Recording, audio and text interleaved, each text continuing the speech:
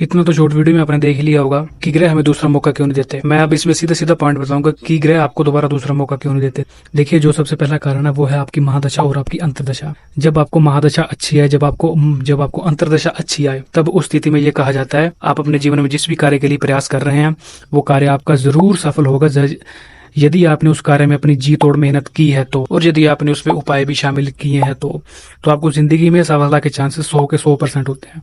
इसमें दूसरा कारण क्या होता है, जब आपका भाग्येश सही स्थिति में नहीं होता, नीच होता है या अच्छे भाव में नहीं होता या ऐसे भाव में बैठ गया होता है यहाँ पर उसकी सारी ऊर्जा का क्षय होता है डे बाय डे, उस स्थिति में भी आपको ग्रह कभी भी दूसरा मौका नहीं देंगे।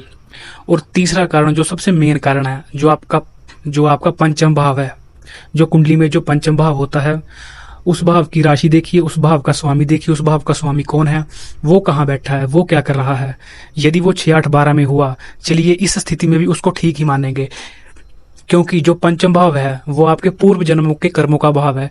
यदि आपके पूर्व जन्मों के कर्मों का भाव या भावेश ही दूषित हो जाए, तब भी आपको जीवन में हर कार्य में कठिनाई आएगी। ग्रह आपको दूसरा मौका नहीं देंगे। और आप एक समय के लिए मान लीजिए कि आपने बहुत ट्राई किया, बहुत आपने प्रयास किया, बड़ी मेहनत की, आपने उपाय भी किए, आपने सब कुछ किया, फिर भी 99 पर जब बात आपकी पहुंचेगी तो आप फिर वहां से दोबारा 0 पर उतर आएंगे।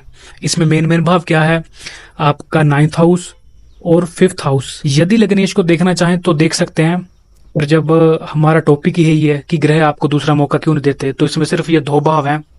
इन दोनों भावों को देखिए, कहाँ इनके स्वामी हैं, क्या कर रहे हैं, कौन है स्वामी, अंशात्मक युति कैसे है, किसी दोष में तो नहीं है, 6, 8, 12 में तो नहीं है, शनि जैसा कोई ग्रह हो उसे 6, 8, 12 में कोई खास कोई फर्क तो नहीं आता, पर हाँ उसकी कार्य प्रणाली वैसे ही स्लो है तो वो और स्लो हो जाती है।